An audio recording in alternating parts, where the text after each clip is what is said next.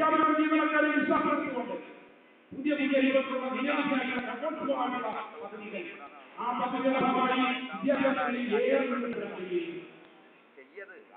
ആരോഗ്യമേഖലയിലും medical college ആശുപത്രികളെ നമ്മൾ ആശുപത്രികളാക്കി മാറ്റി ഇല്ലേ?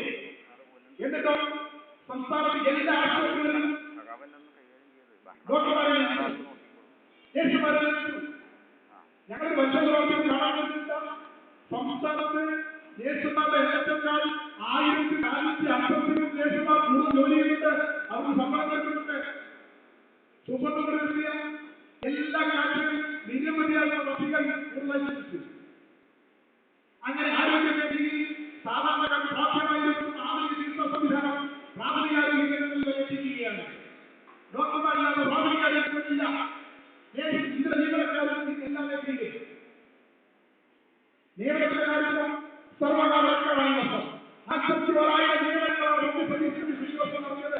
ഒരു പക്ഷേ പബ്ലിക് സർവീസ് കമ്മീഷന്റെ തരത്തിൽ സർവകാലക്കാരാണ്. അതുകൊണ്ടാണ് പുതിയ 102 തസ്തികകൾ അനുവദിക്കാൻ ഗവൺമെന്റ് തീരുമാനിച്ചത്.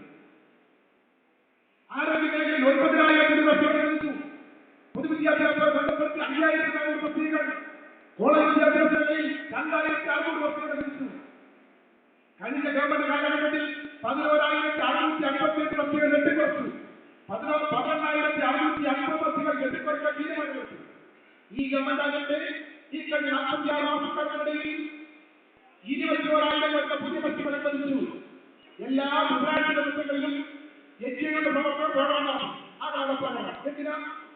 ആ വകുപ്പിൽ 8 തസ്തിക, ഈ വകുപ്പിൽ 16 തസ്തിക, അവിടെ 32 തസ്തികകൾ അനുവദിച്ചുകൊണ്ടേയിരിക്കുകയാണ്. അങ്ങനെ സിവിൽ സർവീസ് പുതിയ മേഖലകളിലേക്ക് വ്യാപിക്കുകയാണ്. Civil service വിപുലീകരിക്കപ്പെടുകയാണ്. തീർച്ചയായും കാർഷിക മേഖലയിൽ, വ്യാവസായിക മേഖലയിൽ, വിദ്യാഭ്യാസ മേഖലയിൽ, ആരോഗ്യ രംഗത്ത്, വർത്തമാനങ്ങളിലെല്ലാം കേരളം ഇന്ത്യയിലെ ഇതര സംസ്ഥാനങ്ങൾക്ക് മാതൃകയാകുന്നു.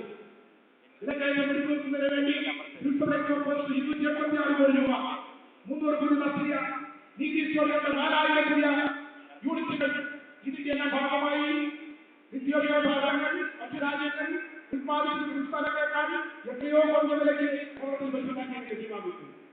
അങ്ങനെ